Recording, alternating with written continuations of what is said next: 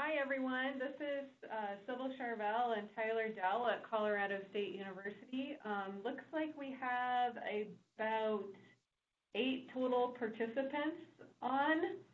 So if anyone could actually just confirm that they can hear me, that would be great. Hey, Sybil, it's Jen Cotting. We can hear you loud and clear. Very good. Thank you. So just a little bit about the app we're using. Feel free to send chat messages to us, but also you can talk to us through your phone. So either of those 2 methods work great. If you're feeling like you don't want to interrupt a conversation, just use the chat box on the BlueJeans tool to ask us a question, and we'll be checking those throughout. First, just want to thank everyone for being willing to serve as a beta tester for our tool. And I should introduce some of the team as well. So we have myself and Tyler Dell in this room. Jenny Egan is also part of the project team. And Jen Cotting, do you guys want to just introduce yourselves real quick? Thanks, Sybil. This is Jen Cotting with the Environmental Finance Center at the University of Maryland.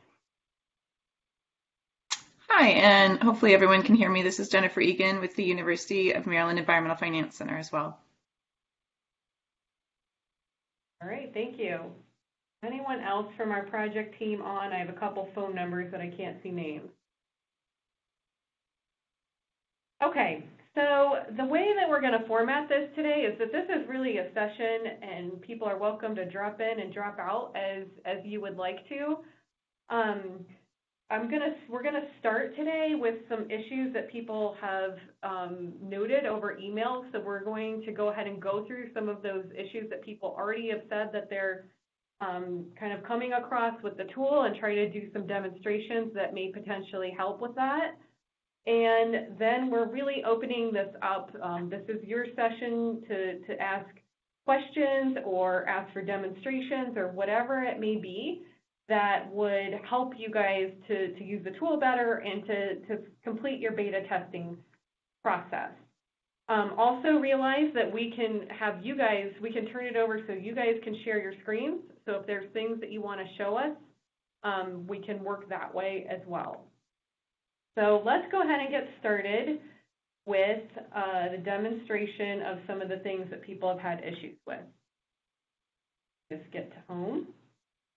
So this is the landing page for the CLASIC tool. Everyone should have that, and I think people are getting logged into the tool based on the feedback we're getting, so we're not having issues with that component.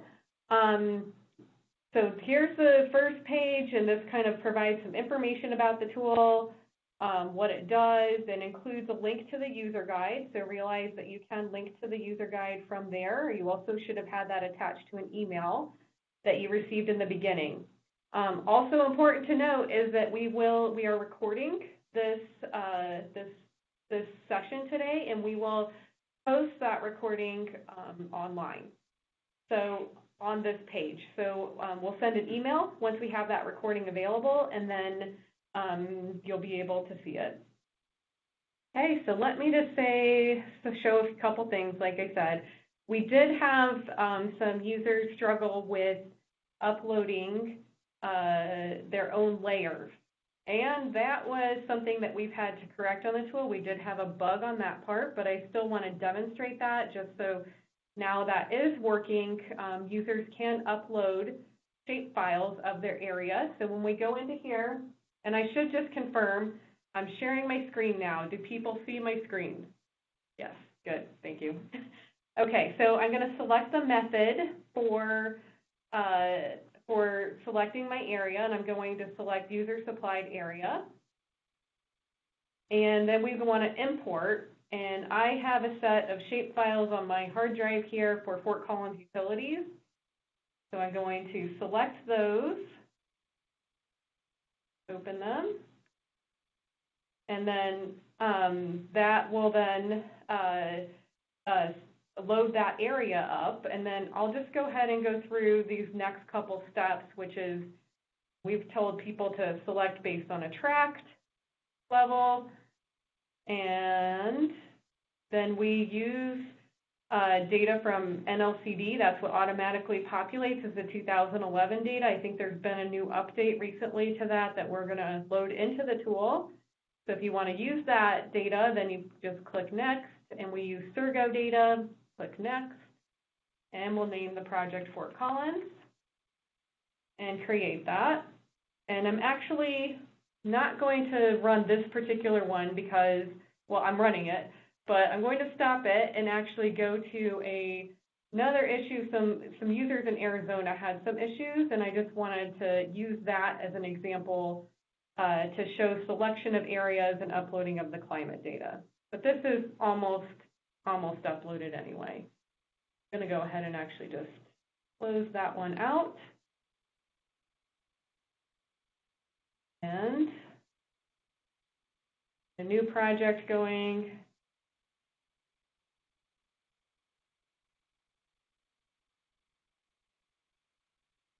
Okay, and this time I'm going to create a new project again. And in our instructions for the projects, we suggested to use known boundaries of cities. So we'll go to type of boundary and cities. And actually we want to zoom. I'm going to X.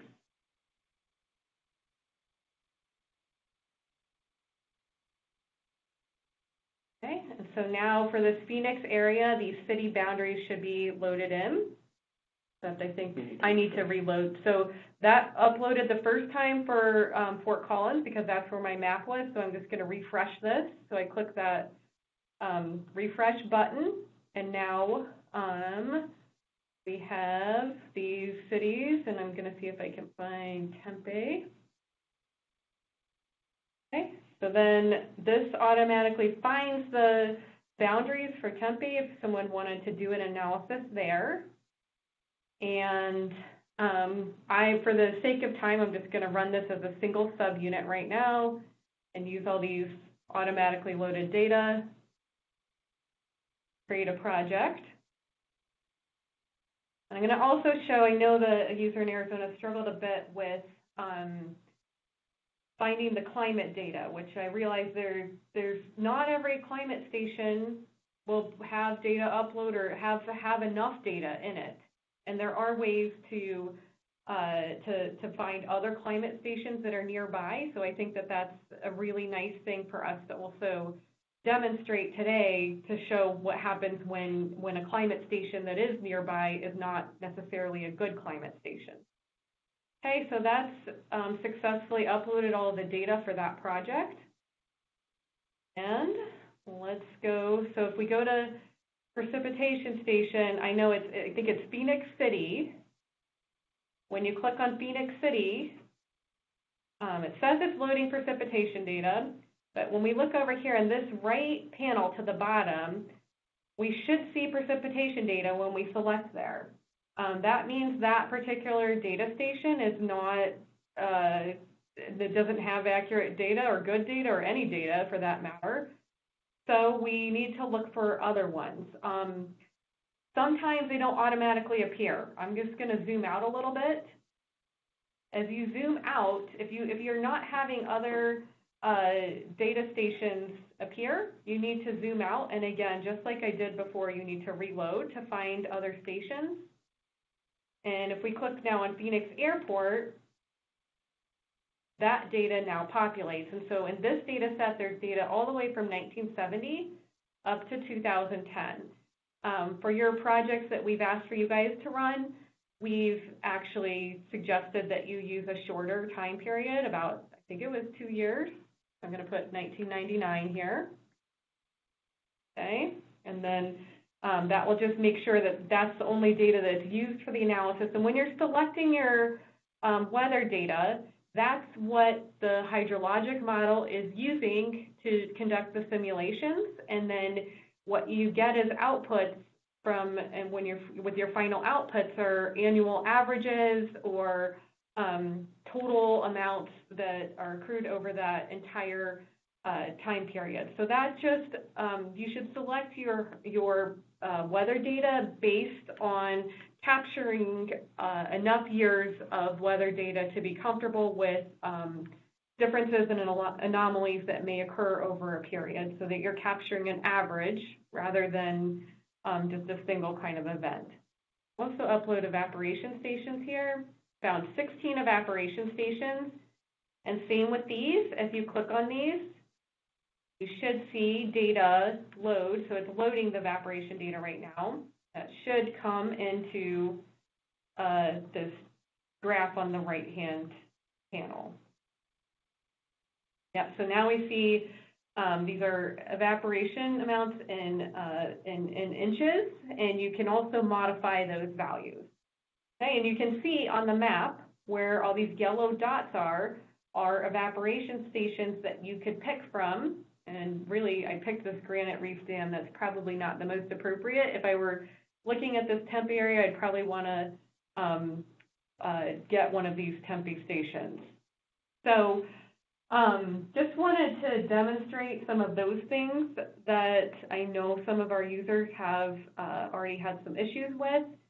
I think at this point, we can turn it over to any sorts of questions that our participants may have. Tyler, is there anything in are you checking the chat box? Mm-hmm.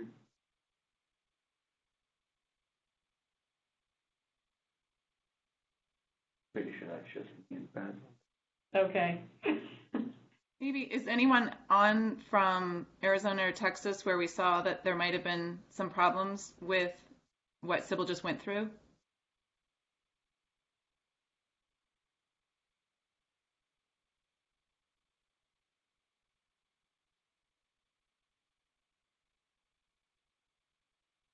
Okay, thanks, Sybil. Yeah, sure. Are we having, maybe let's turn over, would people like to see some demonstrations, or if there might be any questions, feel free to type those into the chat box or just speak up at any point.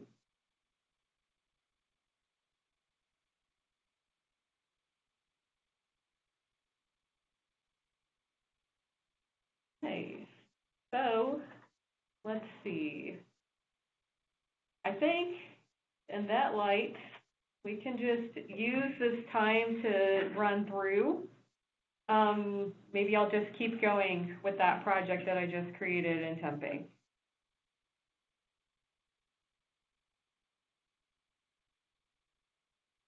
Sure. Okay, so the way the tool is designed is so that users can just go through this left panel step by step and enter in information. I should also note, I just would like to note to users these question marks that are here, or if you have issues with any step of the tool, click on that question mark to see if it helps you. It may not. If it doesn't, you should certainly provide us with that feedback in your responses to the Qualtrics survey, because these are intended to help people, and when they're not, we need to revise them to ensure that they are helpful. So keep that in mind as you use the tool, that those are really useful resources. So we've now uploaded our precipitation and evaporation data for this area. So the next step that we would go through would be to go to the default parameters. We have asked for people in this part of the tool to make some changes to these, just to show that users are able to do that. This is not a part of the tool that a user has to have interaction with. If you're happy with using our uploaded default parameters, then that is fine, and you can just move forward and not even look at this step.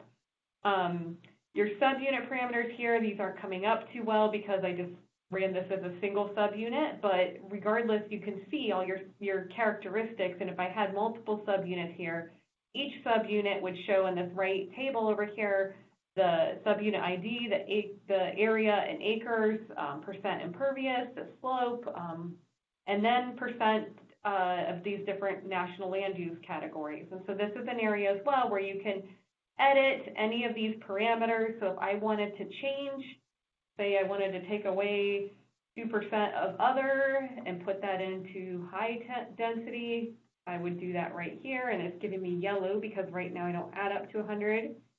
And now I got back to blue because the percentages add up to 100, which is a needed element. We've got water quality here. That's basically how we estimate water quality of the stormwater runoff based on land use type, so you can edit those as well. I'm not going to go through too many examples here, just want to go through the types of options one may have. So overland flow length you can change. We have those defaulted values for land uses as well. And then infiltration parameters. This is based on the soil types that are uploaded from Surgo. Modify those. And then we have data from National Stormwater Database on typical effluent concentrations from different types of technologies. If you've observed something in your local area different, then this would be your opportunity to change those. So this is basically provides flexibility for the advanced user. However, a user doesn't really need to do anything with this section on model default. Any questions yet, Tyler? Mm-hmm. Do you have a question? We do have a question. Okay. It's about adding technologies. All right. Well, that's awesome because I'm going to do that. And this question is about saving the selection criteria when you add a new technology, which I'm pretty sure at this point in time we don't have a way of saving our selection criteria in the tool in general. So okay. If you want to go to that point, part so we could contextualize what we're talking about. Okay, so adding technologies happens in this next section where we add our scenarios. So I've added a scenario here, and I'll just call this, call it technology. And we're going to go into this, and we can add a technology. This would be, oh, you know what, sand filter, let's say. And is it these selection criteria that they're referencing? I believe so. Okay. Selection criteria. Yes. Okay. Confirmed. That is so. Confirmed. Thank you. Okay. So we have a capability here to use selection criteria. And again, this is a little irrelevant since I'm working with single service area. I may just, it's okay though. I think we can demonstrate. So we can select based on, open's not a great one. Let's go with medium density, for example. And we want it to be, say, greater than or equal to 50%. So we would put 50 in there. This would allow the user to select that they only add this technology to those areas that have medium density higher than 50%. So when a user adds a technology, then they save this, and I think the question here is about, can you save now that particular selection criteria so you could keep applying it as you apply other technologies? And that is a feature that we do not currently have built into the tool. It's something that we can think about adding, though. Yep. Also with this is the idea of adding multiple criteria. So this is all, we wanted to first demo the selection criteria functionality to see if it was useful. And if users found it useful, then we were going to go through and determine what additional features would we like. One of those being multiple criteria. So if you want to select based off of maybe area or size of your subunits, as well as the impervious value, you could do multiple criteria. Or you could do somewhere there just the union of criteria. So you could have it based off of area or imperviousness, area and imperviousness, and so on. So that's one way that we can improve the selection criteria. The other way is by obviously having a way that you can save your selections, which is something that is fairly trivial that we could probably get added. I think if this is a useful feature that people find.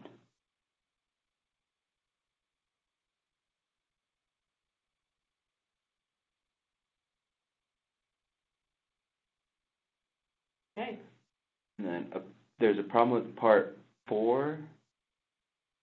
E3. E3. Okay. I am concerned because I don't see an E3. Let me. I'm assuming it's L3. Using selection criteria, place the rain garden in subunits with soil type of A. The beta test guidance. So Okay. yeah. So going into here. So if you wanted to select soil type A, you would say equals, and you would write A here. 50A. And you know what I'll do? Let me go into a different project that has different subunits so that people can see this. So let me just get out of this project and open a new project that I know has those.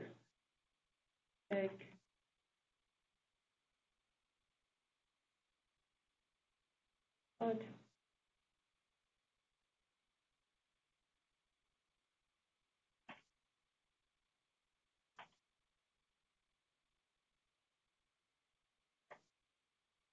Okay, so now what you'll see that I'm doing is I'm going to select one of my projects that I've already created. So everyone has the capability to save their projects, and I know this demo from June 24th has multiple subunits. So this one's got a good number of subunits. It's less than 30, which makes it pretty reasonable to run as well. Now I'll go back in here to technology selections, and that's actually their co-benefits part. So I have already added in rain gardens, harvest, and 2 permeable pavement scenarios here. And I think that the example wants rain gardens. Is that correct, Tyler? Okay. So I'm going into my rain garden selection. And if I want to use selection criteria, I can again select field, soil, equals,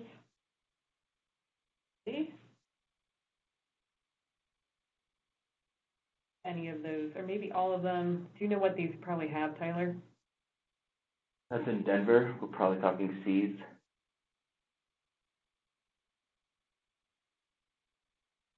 Maybe we do have a problem here with this criteria. I just did it. You just did it? Yep. Okay.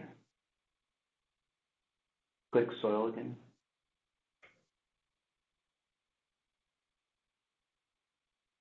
Go to your subunit parameters. Okay. And scroll over to see what kind of soils. So we're looking now at what. Oh, they're all other. They're all other. Okay. Think that could be. That could be a problem that the user's having as well. And so if you run into, as a beta tester, for those kind of selections, if you're running into a problem, let us know. But don't let that hold you up from moving toward your results, because we don't need you to exactly specifically select only those subunits. These are just exercises to understand where we may be having issues with users understanding how to do a particular function in the tool. So you can just move on, and there's no problem with that. Maybe just give us a comment in the Qualtrics survey to let us know what happened, but keep on moving forward. As long as the tool progresses, you should progress through your beta testing process.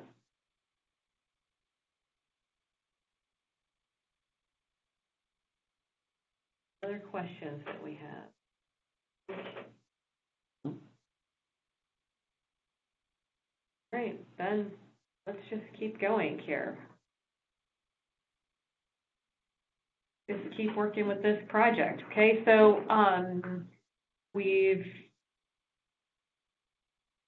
And just a quick reminder, it looks like we have a few more people that have joined us. If you do have any questions or concerns with the beta testing and would like to get those answered, that's the main priority of this. So feel free to type in the chat box your question, or just jump in and interrupt and ask it verbally if you'd like. Yeah, we have no problem being interrupted here. Yes, go ahead. I had been playing with it. This is David Hunter with the City of Denton. I was working on the beta testing, making sure that I'm doing it correctly for one, but I was trying to do a small area and pull in some spatial data that we had already developed, and it seemed to have an issue when I was pulling in shapefiles or other type of media, and I wasn't sure if that's the way I was supposed to be doing it. Do I pull in a certain aspect of the shapefile, or do I pull in every different file into the system? It seemed to get kind of caught up on that when I did it. Okay. So we actually did recognize an issue with our shapefile uploads that we corrected as of probably Monday afternoon. Was this Monday afternoon that you were having this issue? No, it was last week, probably the day after you guys put out the link. We did recognize an issue with that, but I did demonstrate that a little bit earlier, but I'm just going to go back and show it again. When you create a project, you do need to, then I can show you the actual files. That's why I want to do this again, is to show you the files. So you're going to select the user supplied area and import. And I don't know, Tyler, can you talk at all about these files, what they are? They're just the different file extensions that are used when you make a shapefile. So the .dbf file usually contains your attribute data. The shapefile is going to contain the actual points and shapes. They're all needed to create what we know as a shapefile. So if you leave one of those out, it's not going to have a critical element that it needs in order to draw the shapefile. So you have to make sure you select everything. Right, so you just, like I just showed, you need to select the first one and then shift all the way down to ensure all of those files are selected to upload your shapefile. My guess is that the tool had the problem at that time that you tested, and I'm hoping that if you go back and try to do that again, that you'll be successful with that process. Okay.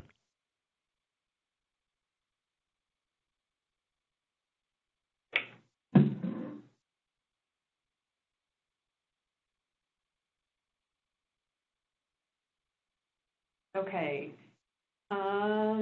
Other questions? Let me just take a look at our chat box. Looks like there's a question about being in Canada and not having land use and soil files. Okay. So what do we do? All right. If you're in Canada and you want to test the tool out, I would suggest at this point to do an easy test and get through a beta testing process to select somewhere in the United States. Now, that having been said, you can still run the tool. We have several of these geospatial tools developed for water management where we've done international applications and not used these databases. So let me just go through some of the options that can happen there. Okay, so you still maybe select single subunit. Instead of just selecting the National Land Cover Database, which is clearly not going to cover Canada or outside of the United States, you can import your own file here, and that will need to be in a format that is consistent with National Land Use Cover Database land use types. So, for example, you need to create a matrix that has your areas and how you would categorize each of your subunits as a land use based on National Land Use Cover Databases. So it would be low, medium, or high density. Yep. And those values are 20, 21, 22, 23, 24. So we're looking at documenting that right now. That's one of the things we're currently working on, is getting user-supplied data, developing the methodology for how could a user go about doing that, as well as clearly stating what format does the file need to be in, what are any conditions that need to be with the file, as well as different attributes that your data needs in order for it to function. Right. So I talked about the matrix, which is usually going to be a CSV file, but like Tyler said, our job now is still to create specific instructions for users on how to format those files so that the tool can read them. but we're really not there yet.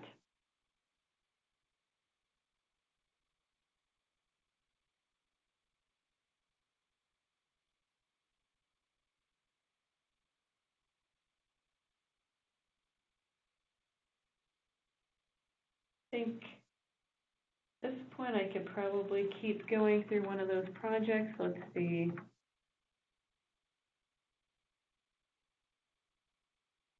Okay, so we've gone through a little bit on how to add technologies. You can also, so for example, you can create, which is part of what is one of the projects that we've requested in the beta testing, is to edit the land use as well. So here you could say, okay, from our baseline, we're going to add more impervious areas. So maybe the area is going to go from 51% impervious up to 70%. And we want to add stormwater controls to try to simulate that the runoff conditions prior to development. So you could go in here and start changing that. If you change your impervious area, you typically would also be adding more high density area. So let's see if I add, change this to 30. Then I need to take away 13 from somewhere. I'll take away 13 from low density.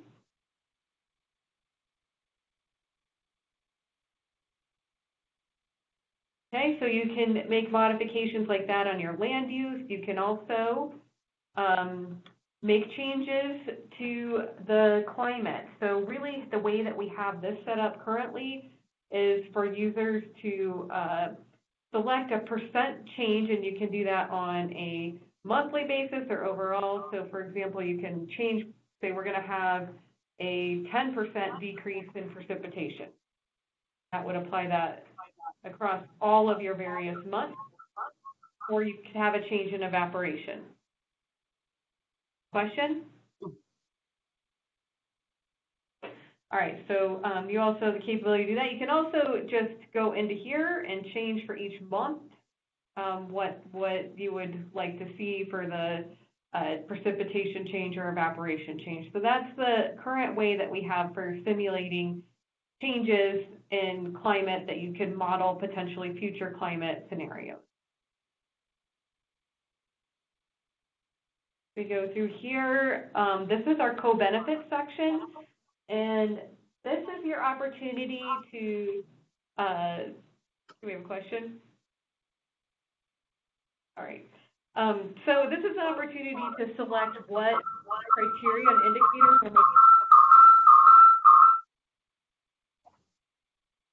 I think we just had someone join. Maybe if everyone can just make sure if you're not talking that your phone is muted.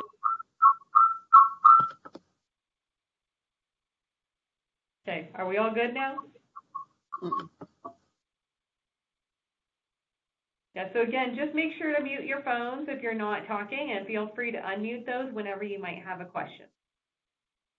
Okay, so we're currently on the co-benefit section. Here we have indicators for each economic, social, and environmental performance of whatever scenario you create.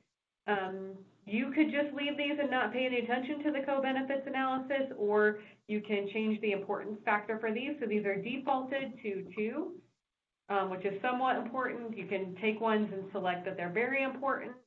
You can completely turn some of them off and not include them in your analysis. Say this one's not very important. So under each of these main categories of economic, social, and environmental, we've got all of these indicators that one could select importance for. One thing to note is that this tool has outputs on life cycle cost, and that was the primary driver for development of the CLASIC tool, was to provide life cycle costs. This co-benefit analysis is separate from the cost analysis and allows the user to see maybe even economic indicators that are not related specifically or directly to the installation of the technologies for the scenario. So we see things like avoided water treatment and the costs that can come from that, the cost savings. green jobs income. So these are related, these are economic indicators, but they're not specifically tied to the life cycle cost, which is a separate output for the user to. Okay, so that's how you can change those. We have this targets page, which here you put in your study period. This is different than your hydrologic period. So this is the duration that you would like to run your life cycle cost analysis for.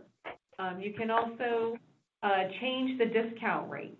I actually would like for Jenny to talk a little bit about the discount rate and how you change it is you just change the number here. So we could change that to 1%, for example. But Jenny, if you could talk just a little bit about why a user may select a different discount rate, that would be great.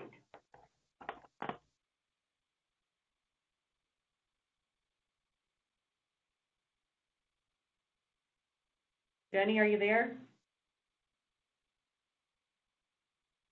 Are you still showing up? Okay. I'm going to go on, and we'll come back to that discussion from Jenny. But here also, down here you can add targets for, like, if you're trying to reduce contaminant load by a certain amount, you could put that in here. You could also, if you don't really care about these, you can set them to 0 or not include those in your analysis. I'll just leave the 10% in there for total nitrogen load. Runoff reduction, you can set a target. You can set a project total cost. And these targets do come up, so when we run this, did I actually add technology? Let's go back here and make sure I added a technology in. Sand filter, yeah, it's still red. So I've added that technology. So essentially some results. So we go to play or run CLASIC. We can run this, and it always runs a baseline scenario, and then we have a technology again where I added some sand filters in. This tool does take some time to run at this point. We are working to make the speed faster for the tool. We are not there yet. We're working on that, and I think in the coming months we'll find ways to speed it up. This one didn't take too long because I had a shorter precipitation period and not very many subunits analyzed. Okay.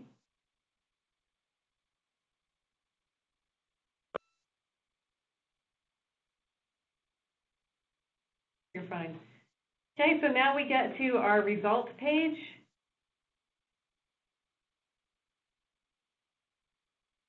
I think I need to go back to my selections on the sand filter because not having runoff or CSS load.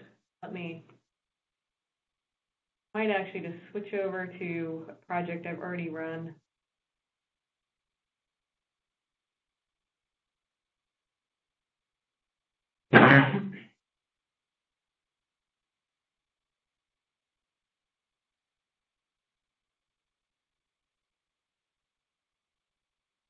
Okay, so in this example, for example, you see that all this table down and below on the right shows where our targets were met and how much TSS load, total nitrogen load runoff that were achieved through those various types of scenarios. I made some changes to rain gardens. So those are going to, that part's going to run again. So that's actually a good thing too to note is that if you've already run the tool for a particular scenario, it doesn't need to run again. It's saving those results. If you go back into the tool and make any changes to any selections related to the technology or your selection for co-benefits, anything of that sort, then the tool will rerun that scenario again. We have another question. Okay, I need to grab my battery. Is there any information on how the co-benefits are calculated or a reference list for CLASIC? So the short answer to that is yes, there is information.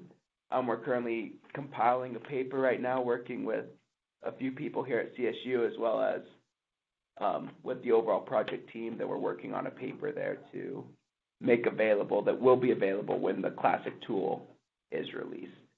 And that'll include how we calculated each co-benefit, what is it represented by, what are the different metrics that are used, and how are co-benefits overall quantified. That's something that will be released with the CLASIC tool.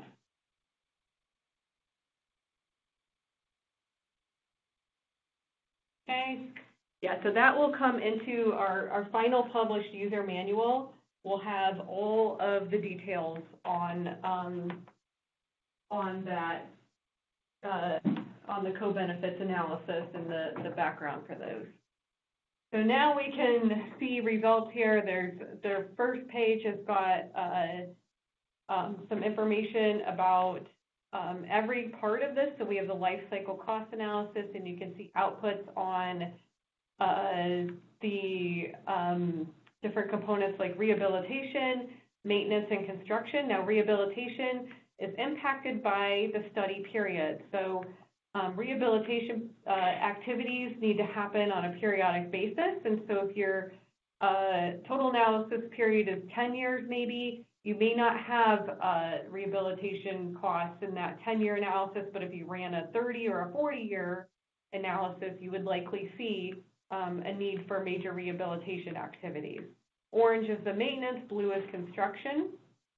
And we also have some analysis here on co-benefits, where we see how these different additions of technology rate for each social, economic, and environmental performance.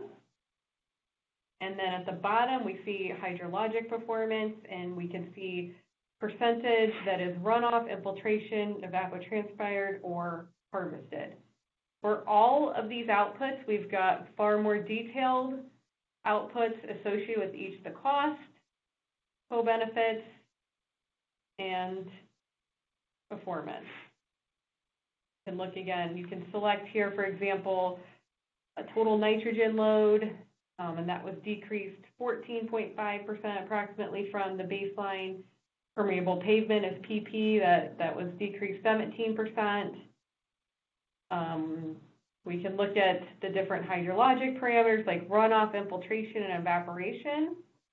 And then down here at the bottom, we can also make a comparison related to your average annual dollar input per pound of nitrogen or phosphorus that's removed. So we do that for total nitrogen and total phosphorus. So you can compare for your technologies, or for your scenarios and the technologies in those scenarios, what the cost per pound of nutrient removed is. At this point, definitely want to stop and see if we have some questions or other things people would like to see. So we have another question. Will co-benefits be valued in economic terms so they can be incorporated into cost-benefit ratios? Okay. So with respect to that, the CLASIC tool itself will not do a cost-benefit ratio. However, there's a synergistic project with ours that's what is the name of the consulting? Corona Engineering is working on a separate project and kind of alongside of the CLASIC tool that will get into more details with cost-benefit ratios, and they're really getting into evaluating these different benefits.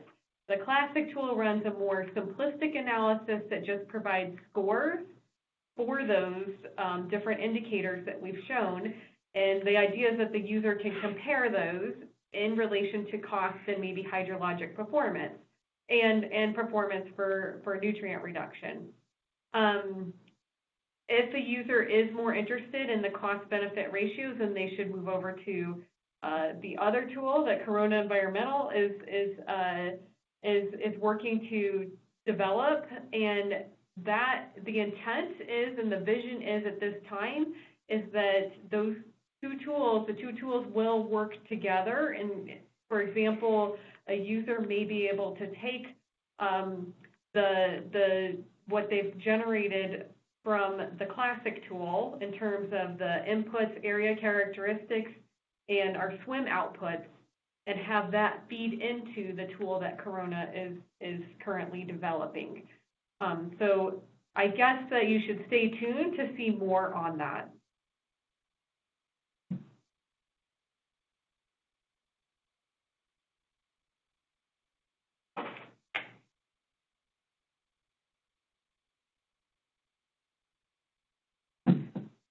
Okay, so go ahead, Tyler. Quickly, I would like to talk civil if you'd like to go back to CLASIC. My computer if you want. Also just actually take over. I Yeah. need to go to a project. So we had a question about using this tool in places where you may not have the same geospatial data sets. One thing that you could also do to help to still be able to use the tool when at the same time you don't have access to the geospatial data sets, but you have a general idea about the land or about the area that you're looking to evaluate. And so what you could do is you could come to a place in the U.S., define your project there, and then using this model setup, or then going to your model defaults, you can actually adjust the model defaults to make it useful for your area of interest. So you can edit these parameters to change the area, change the percent impervious slope, land use to match something that'd be more realistic for maybe somewhere up in Canada, if that's where you're trying to run the tool. And so if that's the case, then you would probably want to look a little bit more into these model defaults. And it's really here that an advanced user could have a lot of flexibility to manipulate the tool to be able to be useful in several different areas than what they may have originally wanted to, or what they may have originally planned for. So this is where you could change the effluent concentrations of water quality. This is also where you could change it based off of maybe a different land use categorization. So maybe you have residential, commercial, industrial, highway, and you'd like to use open as residential, low as commercial, or however you'd like to split it up. You could actually kind of take over these different land use categories for yourself, change the percentages to match what you have in your area of interest, and then change the concentrations to match your own data that you have. And that would be a way that you could actually use more standard land cover that isn't based off of national data sets, but just based on your own municipality, and get realistic results using the same tool that we've developed here. So it's really going to be in this model defaults page that you can actually play around and adjust our default parameters to make it useful for places not here in the U.S.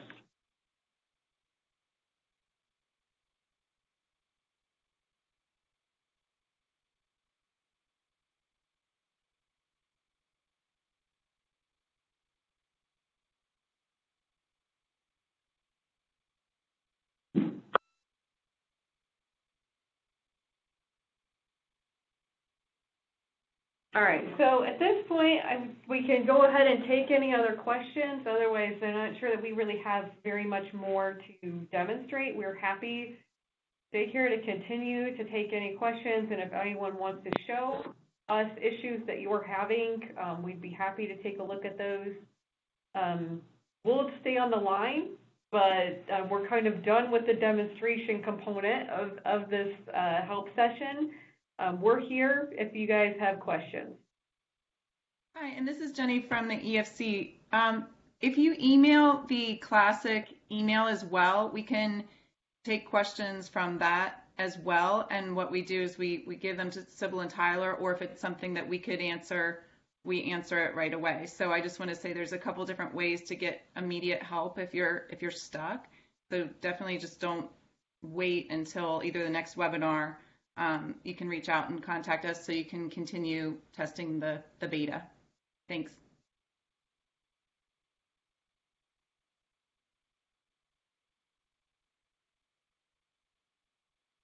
Again, I want to thank everyone for being willing to serve as beta testers, and just extend what Jenny said, that we're happy to continue to answer questions. We have another help session organized that we have been notified that that's during a EWRI conference. So we may consider rescheduling. Find me at the conference. Yeah, I'll be there. You can find Tyler at the conference. May not be the best time, so we may want to just postpone that session. And if we do that, we would probably postpone the date that we're requesting for beta testing to be complete. We really hope the beta testing process takes you on the order of hours, not the order of days.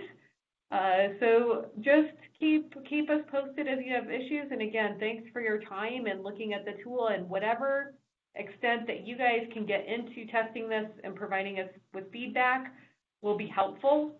So whatever level of detail that you'd like to get into, whether you'd like to keep that at a little lower level or a higher level, we're appreciative of any input that we can get.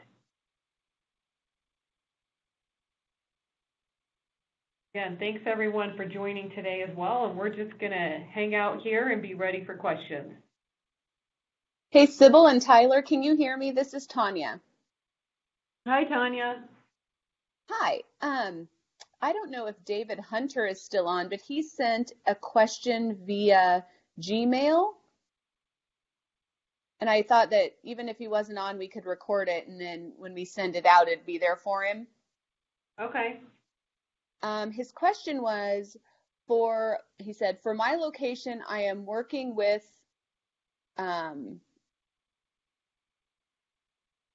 they have rainfall from 2 different locations available.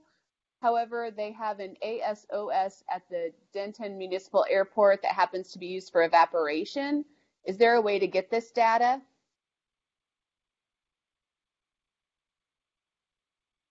No, anything that we don't have currently in the tool is data that we can't necessarily find. So we have to rely on locations that have data. So we're using a very specific group that is processing the data so that we could easily use it. Okay. If he wants, he could adjust the evaporation to match that other data. But right now we can't use additional data. Okay. So he can change the monthly averages that we calculate, but right now we can't process more information. Okay. Great. All right, thank you.